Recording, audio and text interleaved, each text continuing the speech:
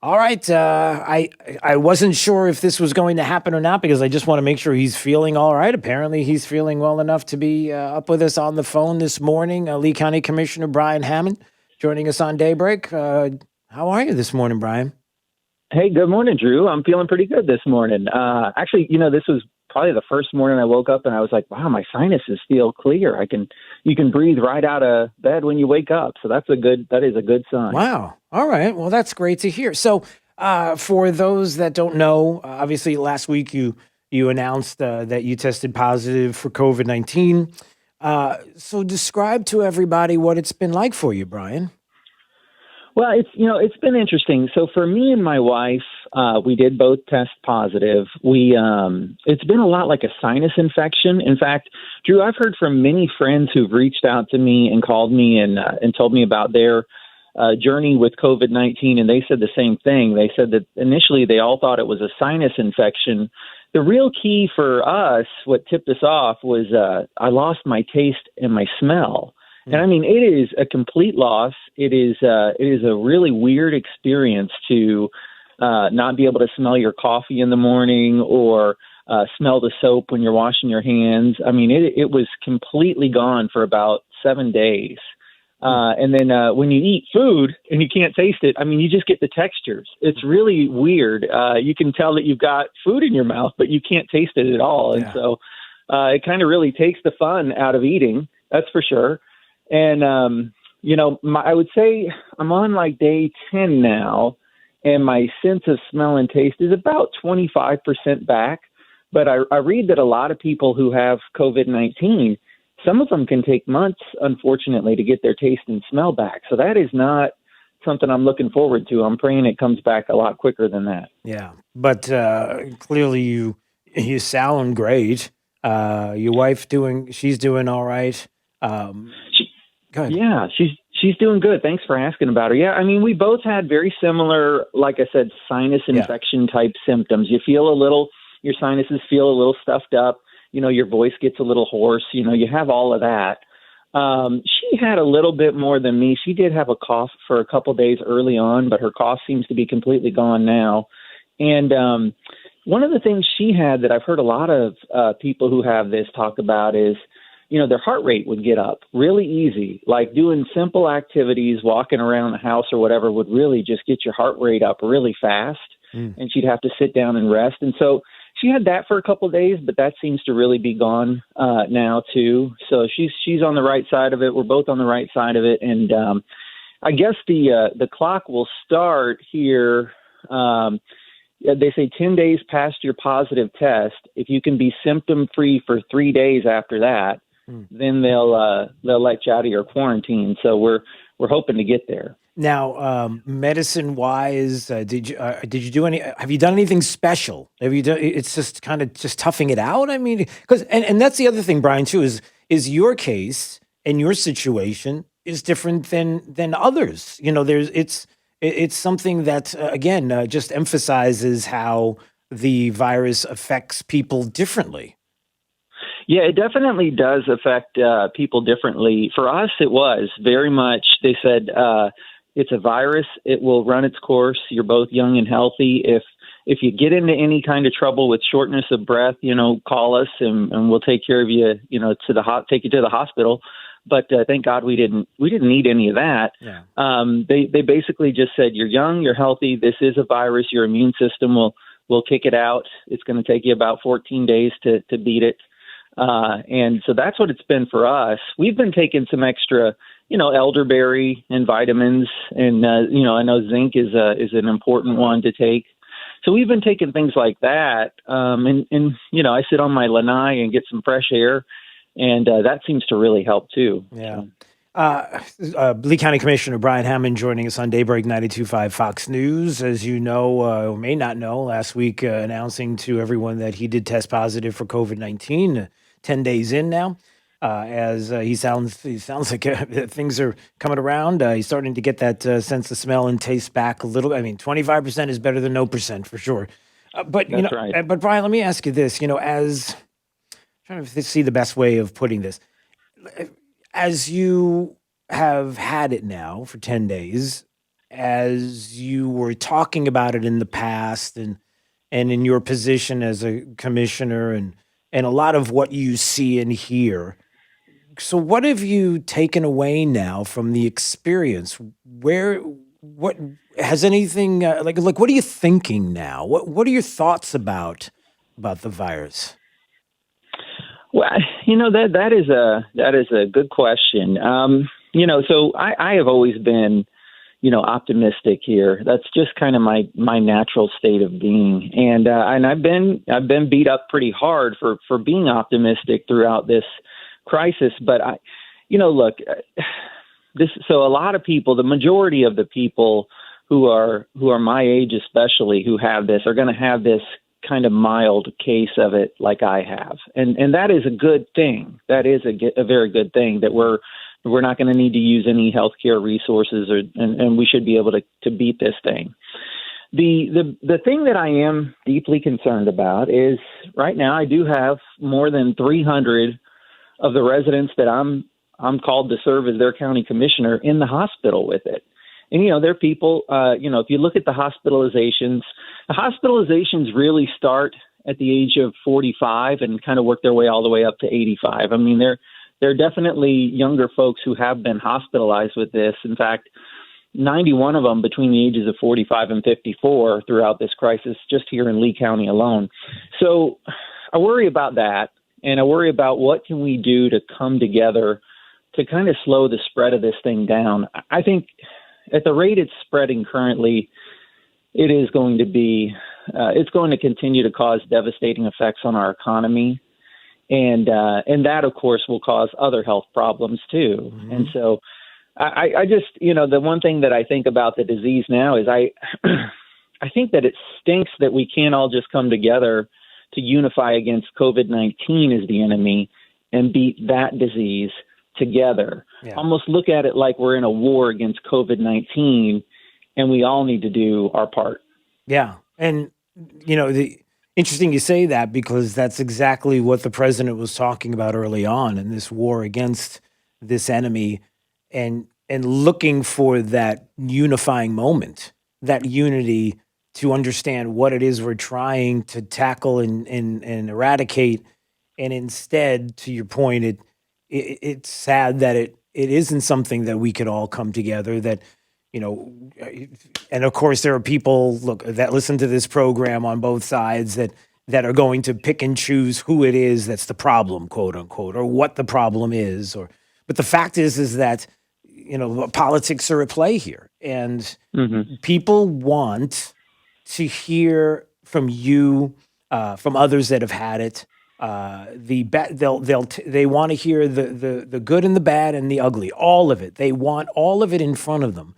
They want the numbers as we know them. We want the data and the science so that we can look and make a logical, conscious decision as to what we should do moving forward, especially even with schools and our kids, businesses, and it feels, unfortunately, like we struggle to get that, and even maybe to that point. I wanted to ask you this, and I hope you don't mind me asking, but I did want to ask about, have you been having conversations, for example, with Lee Health?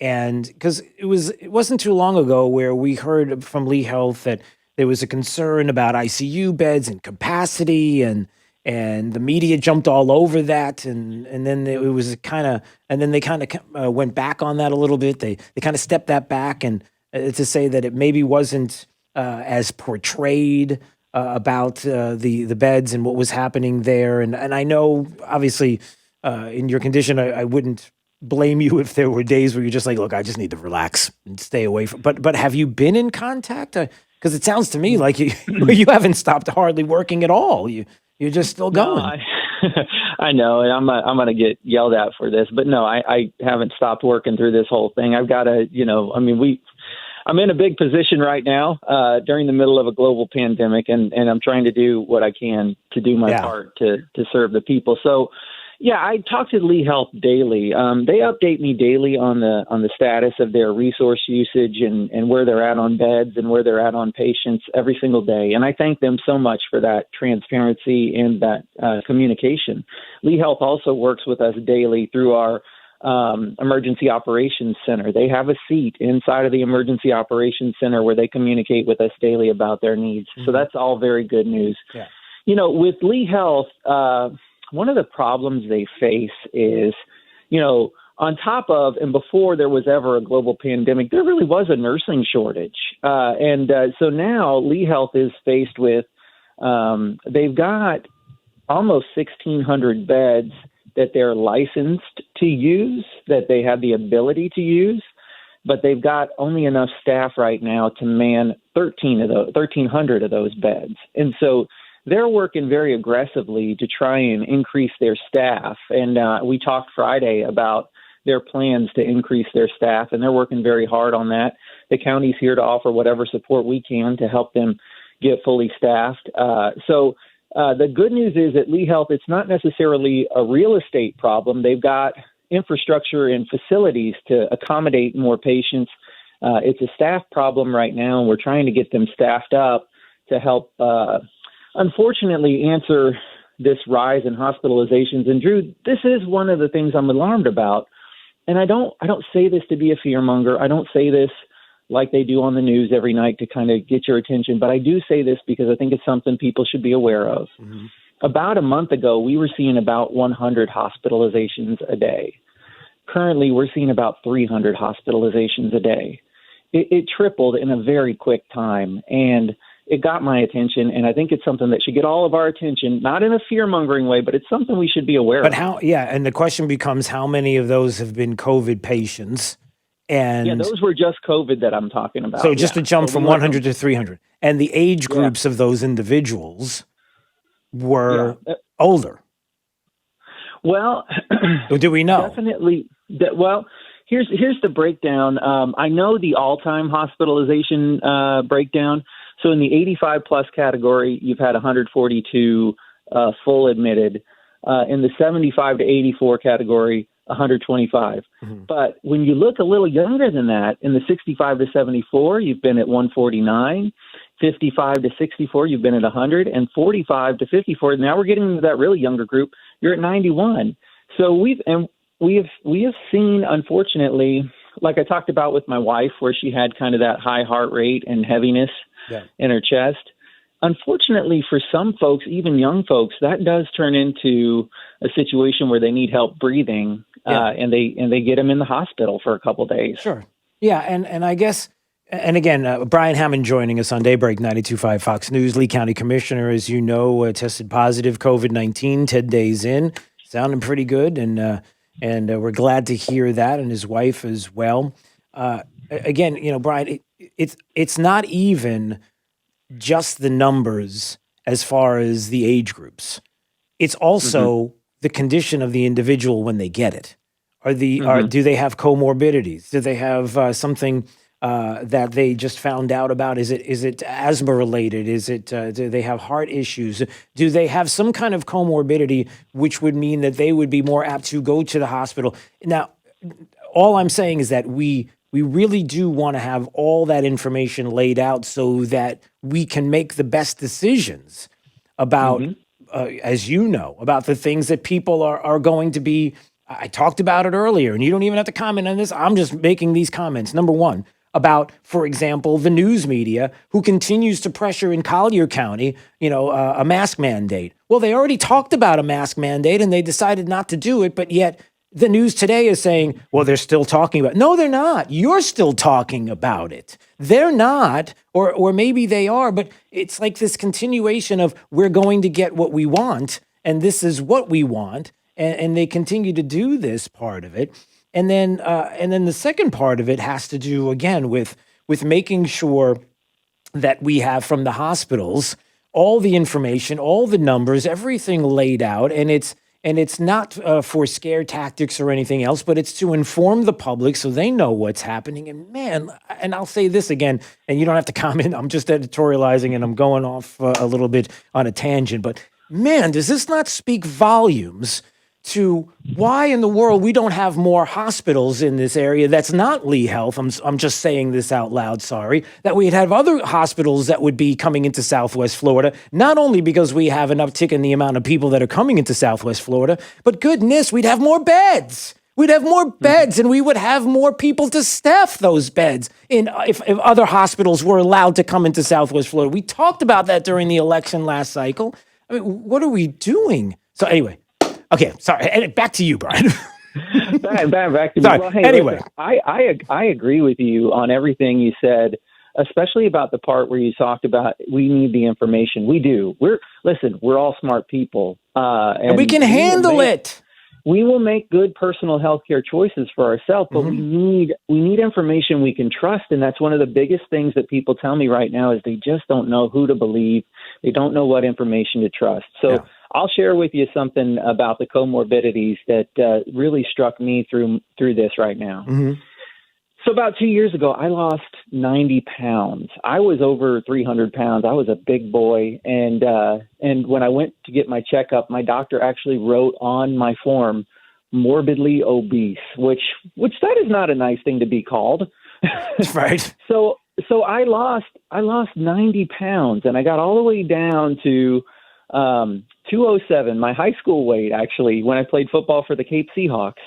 And so what I did unknowingly was I probably saved my own life, or at least gave myself a lot better chance to fight COVID-19 right now. Yeah. They say that, the obesity and being unhealthy metabolically, like having type 2 diabetes, is really one of the biggest things right now that is making it hard for people to fight this off.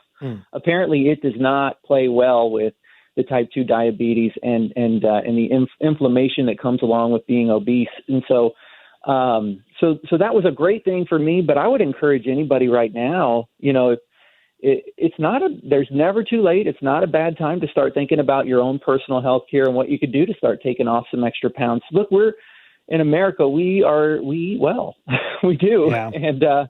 And we need to kind of work on that, because it's something that will definitely help you if you were to get this disease to fight it harder. Right, and that's something to keep in mind. And again, I'm so happy to hear you sound great. That's great to hear, and also understanding that as we do get through all of this moving forward, and more conversation comes up, that we just, and thank you for what you're doing as well. If you don't know, he has a great Facebook page where he's constantly putting out information about what is happening here in the county and what's going on with hospitalizations, right? Do you want to just let everybody know where can they go to get that information? Go ahead. Just search for Commissioner Brian Hamman, and Hamman is spelled Hamman. So Commissioner Brian Hamman. I tried to do a Friday update where I share all the numbers that Lee Health has been sharing with me, and share some of the numbers that the Florida Department of Health has been sharing with me. I try to put no spin on it, literally just the facts. Here's what our situation is, whether it's good or whether it's bad. And one last thing I do want to touch on, Drew, just real quickly. I know it has become such a political issue, such a hot button issue. I was wearing a mask when I went to the grocery stores, when I went to go pick up something at a restaurant real quick, because I felt like it was a really good thing to do. It's obviously one of the recommendations from the doctors. When I talked to the doctors after I got infected, I said, hey, I was wearing my mask. The doctors told me, look, the mask is not a filter for you. That mask didn't protect you. But what the mask did for you was the mask kept you from infecting anybody else. So they said that I was probably, or could have been, contagious for up to 14 days before I started showing symptoms. And so the good news is when they called me to start doing the contact tracing, it's a very low risk exposure for anybody who encountered me while I had my mask on. Like those people, I didn't have to worry about. I actually took great comfort in knowing that, wow, I had my mask on with those people, and they don't need to be contact traced. They're okay. The unfortunate thing is, though, this is being spread in places where we let our guard down, where we don't have our mask on or aren't taking the precautions. And so it's really being spread between familiar people in familiar places. And so the one thing I'd like to ask is, let's stop making the mask thing such a political deal, and let's just understand how it works. So a doctor wears his mask in the operating room to keep his germs from falling out of his mouth and nose into your open wound. And that's what we can do for each other when we wear the mask. We can keep our germs, if we are in that window where we're contagious but not showing symptoms yet, we can keep our germs from going out into the atmosphere to unsuspecting people. And them wearing their mask would do the same for us.